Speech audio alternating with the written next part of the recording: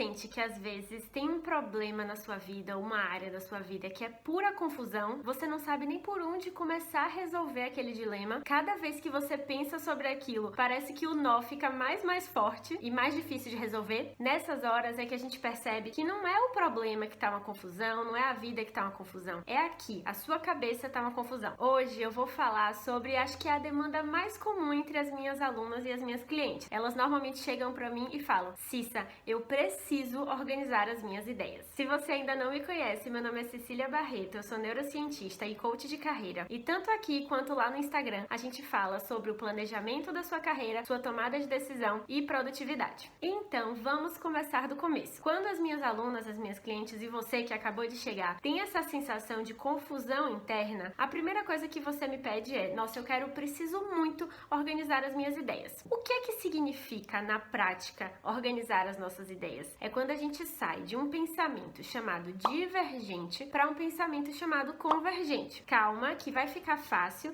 e você vai entender por que é importante compreender os processos mentais. Isso também é autoconhecimento. Quando você sabe como que o seu cérebro funciona, você tem mais manejo para tirar o melhor dele e não o pior. Vamos começar falando sobre esse tipo de pensamento que atualmente você tem, que é o pensamento divergente. O pensamento divergente, ele é caracterizado pela ativação de uma rede que a gente chama default no cérebro. É a rede que tá, assim, o tempo todo ligada. Ela não desliga, ela tá sempre ali ligando um pensamento no outro, um pensamento no outro, um pensamento no outro. Ela nunca para. Enquanto ela tá funcionando desse jeito, você percebe que você está pensando no problema. É o problema, o problema, o problema. E cada vez que um pensamento novo aparece, normalmente é um pensamento mais negativo do que o anterior. E aí, quando você percebe, você já entrou numa vibe super catastrófica daquele problema que você tá vivendo. Ou seja, o pensamento divergente é quando a gente está problematizando muito uma situação. Agora, vamos falar do outro tipo de pensamento, que é o que a gente quer fortalecer, o pensamento convergente. Ao invés de usar a rede default, o pensamento convergente usa uma função muito importante do nosso cérebro, que é a atenção seletiva. Quando essa função do seu cérebro tá ligada, você tem mais consciência de qual é a sequência de pensamentos que você está usando. É quando você direciona para onde que o pensamento deve ir e para onde que ele não deve ir. Ou seja, você seleciona a sua atenção. Mesmo que você esteja pensando ali de forma problemática nessa fase, você já está pensando sobre o problema. Você tem uma visão mais ampla, uma visão mais organizada, uma visão mais sequencial daquele problema. E é aí que a sua mente está preparada para começar a solucionar o problema. Por isso, enquanto a gente está vivendo nossos grandes dilemas, é muito importante que a gente priorize o pensamento convergente para solucionar esses dilemas. Eu vou dar um exemplo para ficar mais claro. Digamos que o seu primeiro pensamento seja: nossa, eu estou completamente perdida na minha carreira. Desse pensamento, você pode ir para um pensamento divergente ou convergente. Se você for para um pensamento divergente, na hora que você pensar: nossa, estou perdida, logo o seu cérebro vai falar: nossa, tá mesmo, e meu Deus, o país tá em crise, então, meu Deus, nem adianta você tentar fazer nada, então, meu Deus, você vai ficar sem dinheiro, meu Deus, vai dar tudo errado. Ou seja, você foi unindo um pensamento no outro e terminou caindo num pensamento catastrófico. Por outro lado, se você exercitar o pensamento convergente, esse exemplo poderia ser mais ou menos assim: nossa, eu estou completamente perdida na minha carreira. E aí o seu cérebro vai pensar: está mesmo? Será que tá na hora de buscar um rumo profissional? Será que eu posso investir em alguma técnica, em algum serviço que vai me ajudar? Será que se eu retomar aquele curso naquela área nova que eu tinha parado, será que aquilo vai me ajudar? E se eu conversar com tal pessoa, será que vai ser útil? Ou seja, os pensamentos também foram,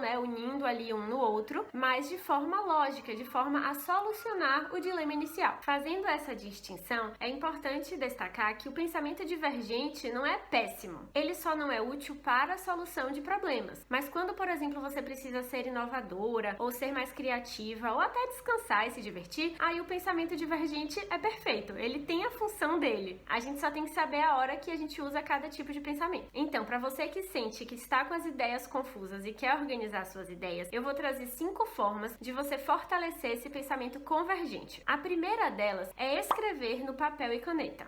Ai, Cissa, não pode ser no bloco de notas, não pode ser no computador? Bom, não. Aqui é realmente importante que seja na escrita na mão, porque quando a gente escreve na mão, a gente tem o tempo, de fazer cada letrinha. Por mais que você escreva rápido, você não escreve tão rápido quanto você digita. E enquanto você está escrevendo, o seu cérebro tem um pouco mais de tempo para refletir realmente sobre a próxima coisa que ele vai escrever. É comprovado que o papel tem sim uma função terapêutica na nossa vida. Então valorize esse momento de você descarregar tudo que tá na sua mente confusa ali no papel. Não precisa ter lógica, não precisa ter sequência, é realmente só para tirar de dentro de você e colocar para fora. A segunda forma é a gente apresentar isso que está escrito em alguma forma visual. Então você vai realmente tentar desenhar o seu problema. Pode ser um esquema, pode ser até numa planilha, a depender da sua forma de pensar, pode ser no mapa mental, mas nessa fase você já vai tentar pegar todos aqueles pensamentos que saíram da sua cabeça para o papel e você vai buscar lógica entre esses pensamentos. Você vai buscar a relação de causa e consequência. Você vai pensar, beleza, tem esse problemão aqui, mas existem vários probleminhas. Quais são esses probleminhas? Enfim, você vai analisar o que você tirou de dentro da sua cabeça. A terceira forma de organizar suas ideias é conversar com alguém.